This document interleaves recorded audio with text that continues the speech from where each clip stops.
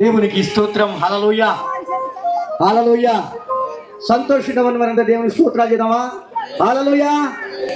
ఆకలి అవుతుందన్న వాళ్ళు దేవుని స్తోత్రం చెప్పండి. అంటే నా ఒక్కడికే అవుతుంది లెక్కని, నేనే చెయ్యట్లేదు. చక్కని వర్తమానం అందించినటువంటి సువార్థికులు మల్లికార్జున రావు గారికి నా హృదయపూర్వక వందనాలు తెలియపరుస్తూ ఉన్నాను. అయ్యగారి మీద బాప్తిస్మ యోహాను యొక్క ఆత్మ ఉన్నది. దేవునికి స్తోత్రం. హల్లెలూయా హల్లెలూయా. బాప్తిస్మ ఇచ్చి యోహాను ఏం చెప్పాడో తెలుసా? సర్ప సంతానమా, రాబో ఉగ్రత నుండి మిమ్మల్ని తప్పించగలిగిన వాడు ఎవడు? ఇప్పుడే చెట్టున గొడ్డల పెట్టబడి ఉన్నది. క్రైస్తవులకు బుద్ధి చెప్పినటువంటి వాడు ఈ రోజున మల్లికార్జున రావు గారు. దేవునికి స్తోత్రం. హల్లెలూయా. అంటే మారాలి.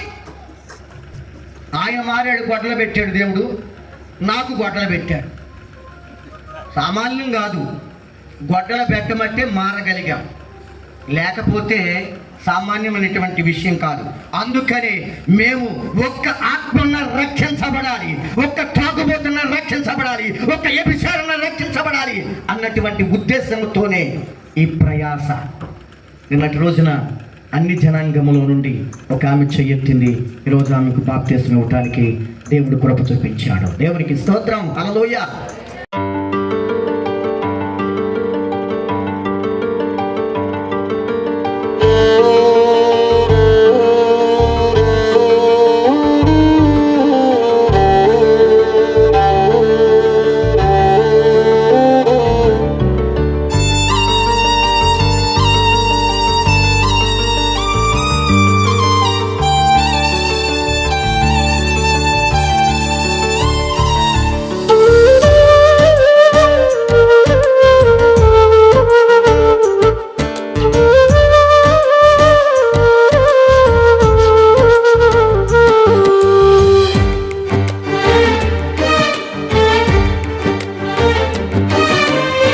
కరిగిపోయే కాలములో తరిగిపోయే సంపదలు ఇవ్వలేవు ఆనందాన్ని శాశ్వత కాలం.